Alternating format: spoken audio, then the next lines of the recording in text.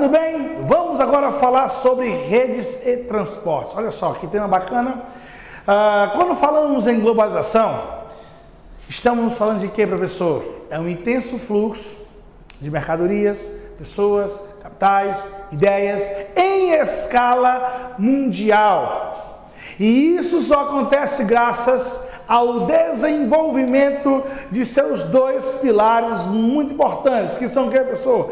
Transporte e comunicação. Olha, pessoal, sem a evolução dos transportes e da comunicação, o processo de globalização não cresceria, não tinha desenvolvido. Então, professor, veja o quanto é importante o desenvolvimento desses dois pilares para que a globalização possa ocorrer, para que a globalização possa intensificar a circulação de mercadorias, possa reduzir as distâncias, graças aí a todo esse aparato que nós temos, tanto quando falamos em rede de comunicação, né? O sistema de telecomunicação do mundo, que passa a se desenvolver lá no século XIX, mas vai ganhar um grande impulso na segunda metade do século XX e chegando no século XXI com o desenvolvimento da tecnologia, a tecnologia da telecomunicação, que vai trazer aí a fibra ótica,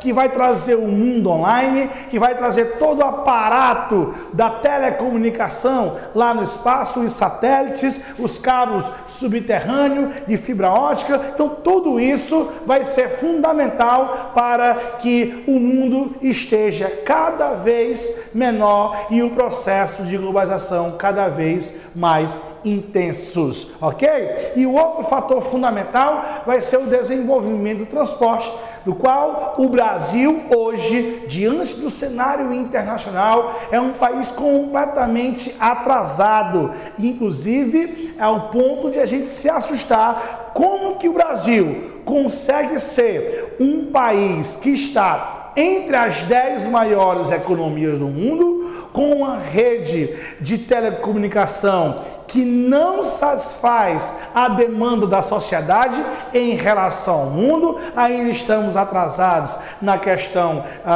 de infraestrutura, de modernidade, mesmo que já estamos aí há praticamente 20 anos da privatização da telecomunicação, mas ainda há grandes problemas, existe atraso, existe uma questão política que não é interessante para o nosso progresso, o que dificulta o desenvolvimento do país.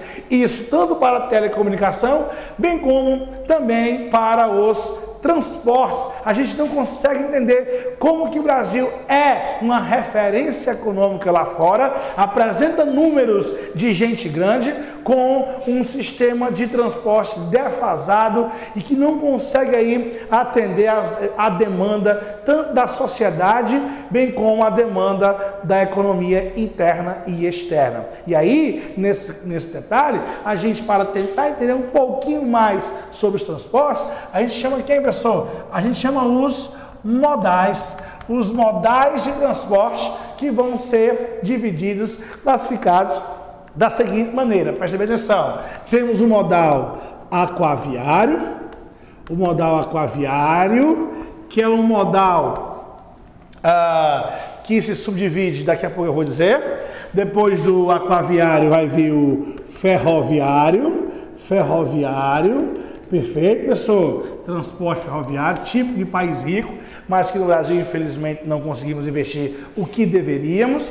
Aí vem um transporte rodoviário, rodovias, beleza? E o transporte aéreo, ou transporte aeroviário, os 4 modais mais importantes. Por que os mais importantes? Porque bem aqui a gente traz um transporte especial, que vamos chamar de quê, pessoal? De dutoviário. Dutoviário é o transporte de dutos, que tem como objetivo transportar, transporte especial, é um transporte especial para cargas especiais, que aqui vamos ter como destaque os oleodutos para o transporte de petróleo, gasoduto para o transporte de gás natural, principalmente, ok? E os minerodutos, transporte de minérios, muito comum em áreas portuárias. Porém, repito, transporte especial para cargas especiais, onde a grande discussão girará em torno desses 4 modais, onde a gente bota aqui, ó, setinha indo, setinha indo de novo, menos, menos, mais, mais, custo, velocidade.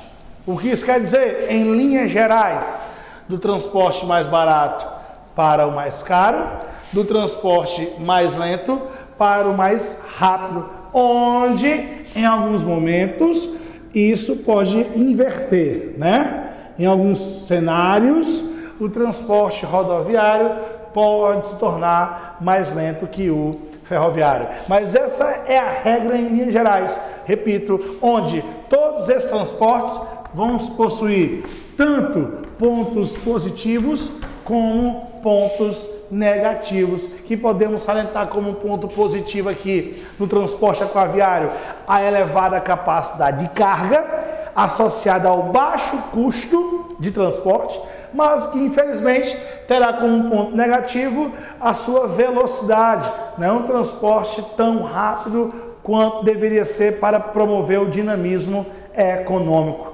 Muito comum na região norte do Brasil e que pode ser dividido em 2 partes, né? O transporte com hidrovias, rios navegáveis, bem como o transporte marítimo, mais comum no Brasil, com as nossas exportações e importações, o comércio externo, certo? Aí vem o transporte ferroviário, que tem como grande ponto positivo a elevada capacidade de carga dentro do continente, certo? Mas que, além disso, né? Além da elevada capacidade de carga, você vai ter a questão do custo baixo, que chega a ser 5 vezes mais barato que o rodoviário.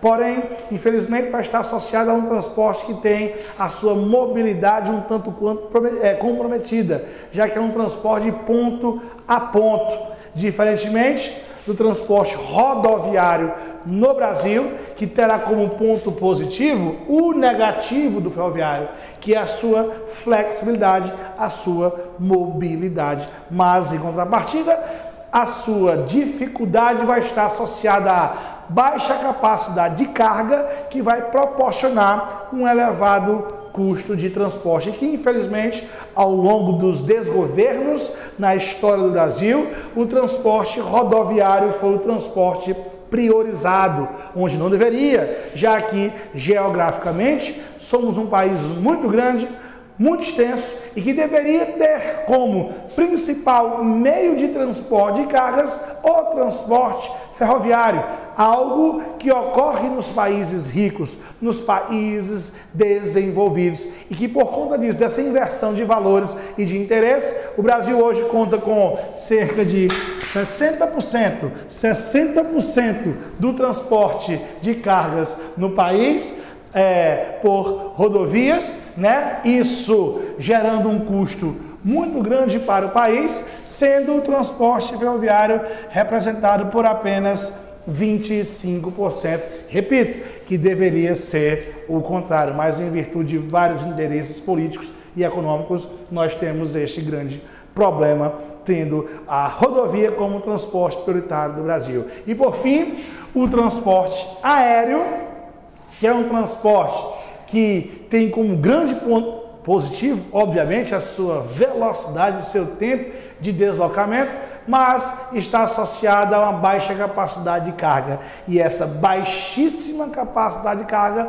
proporciona ao transporte aéreo ser o mais caro, que é um transporte que no Brasil, né, nós temos aí 2 grandes momentos distintos. Até os anos 90, vamos ter um transporte aéreo de passageiros muito restrito, era um transporte para ricos, era um transporte muito mais caro, ok? mas que a partir dos anos 90, em virtude da globalização, das mudanças existentes no país, do aumento do poder de compra da população, da redefinição, da adequação da aviação brasileira aos países mais ricos, nós tivemos uma grande mudança e, por consequência, uma popularização do nosso espaço aéreo. Ainda muito caro, mas se comparado com décadas anteriores, nós já tivemos um grande avanço, tanto no número de voos, bem como na estrutura aeroportuária brasileira, que mesmo assim precisa de elevadíssimos investimentos para tornar o Brasil como uma das maiores referências